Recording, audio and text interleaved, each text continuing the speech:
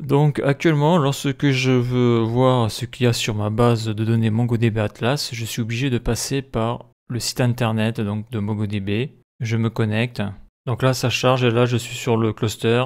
Je vais sur collection et là, donc, je vais accéder à toutes les collections qu'il y a sur ma base de données. Donc ça se fait en ligne, ça veut dire qu'il faut que je sois connecté sur internet. Donc il faut savoir que sur MongoDB Atlas, il y a un logiciel qui s'appelle Compass que l'on peut installer en local sur son PC et donc ça fera la même chose que l'interface sur internet, sauf que là on n'aura plus besoin de se connecter sur leur site.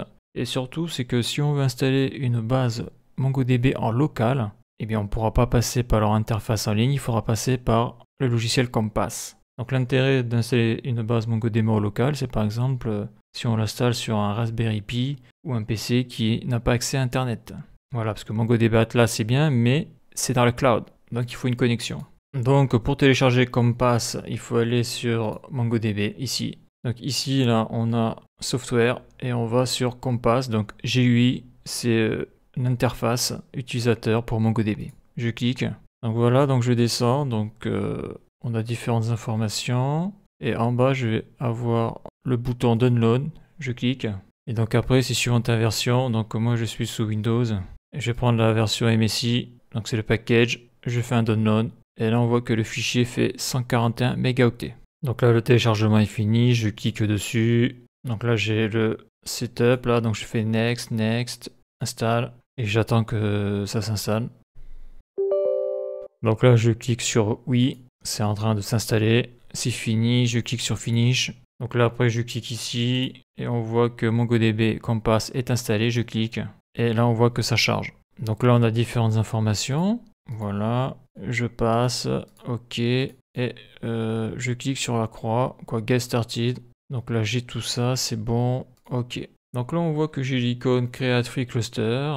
Là j'ai connect, donc paste your connection string SRV ou standard. Donc ce que je vais faire, c'est aller sur Visual Studio Code, car comme on l'avait vu ici, là, j'ai mon URL. Donc là par contre, il va falloir que je remplace les variables d'environnement. Donc je vais faire comme ça. Quoique non, je ne vais pas passer par là parce qu'il va falloir que je remplace les variables d'environnement. Donc si tu vas sur MongoDB, si tu vas ici, là, dans le cluster, tu vas sur Connect. Là, il y a écrit Connect with the Mongo Shell, donc c'est pas ça. Connect your application, donc ça on l'a déjà fait. Donc c'est Connect using MongoDB Compass, c'est ça. Donc il me demande si j'ai déjà installé Compass. Donc oui, je l'ai déjà installé, il est ici. Voilà, donc là j'ai l'URL, j'ai fait copie. Donc j'ai cliqué là-dessus, CTRL V, voilà. Et il faut que je remplace le password. Donc le password, il est ici. Je le sélectionne, CTRL C. Là, je sélectionne, CTRL V. Par contre, là, le test, ça me plaît pas. Moi, je vais me connecter, quoique je vais le virer, je vais voir ce que ça fait. Connect. Là, ça charge. Et là, on voit donc ce qu'il y a dans le cloud. Donc moi, j'étais sur réseau social. Donc ça, c'est le nom de ma base de données. Et donc voilà. Donc maintenant, je peux accéder directement à tout ce qu'il y a sur ma base de données en ligne depuis cette interface là sur mon PC, donc j'aurais plus besoin de me connecter en passant par cette interface là, parce qu'on le voit à chaque fois quand je clique, ça prend beaucoup plus de temps que quand je le fais en local, j'ai l'impression. Voilà, donc si je le mets en grand, est-ce qu'on peut agrandir la police d'écriture?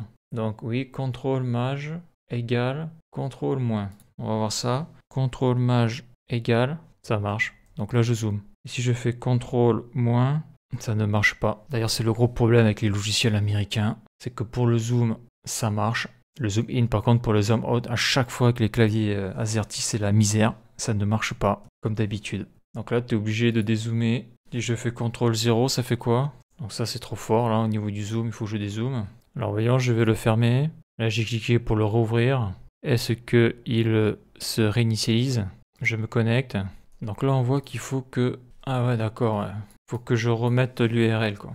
Donc non, j'ai pas besoin de le remettre parce que ici là, j'ai un historique. Donc je clique là, connecter. Ça charge. Donc là, on voit ce que j'ai. Là, j'ai admin, config. Voyons, je clique sur admin. Qu'est-ce que j'ai? J'ai rien. Là, j'ai config, setting.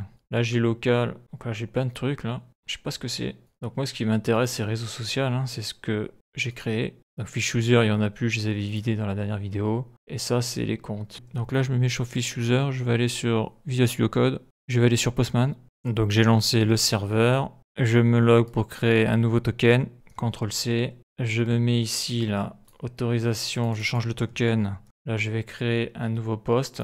Là, je choisis une image. Ok, j'envoie. Ça fonctionne. Donc là, si je vais sur le bouton Refresh, actualiser, là, on voit le nouvel objet que je viens de créer. Donc là, c'est super. Maintenant, le logiciel Compass est installé sur mon PC et je peux me connecter directement à la base de données qui est sur le cloud, donc MongoDB Atlas. Donc maintenant, ce qui va être bien, c'est dans la prochaine vidéo, ce serait d'installer une base de données en local. Voilà, donc la suite dans le prochain épisode.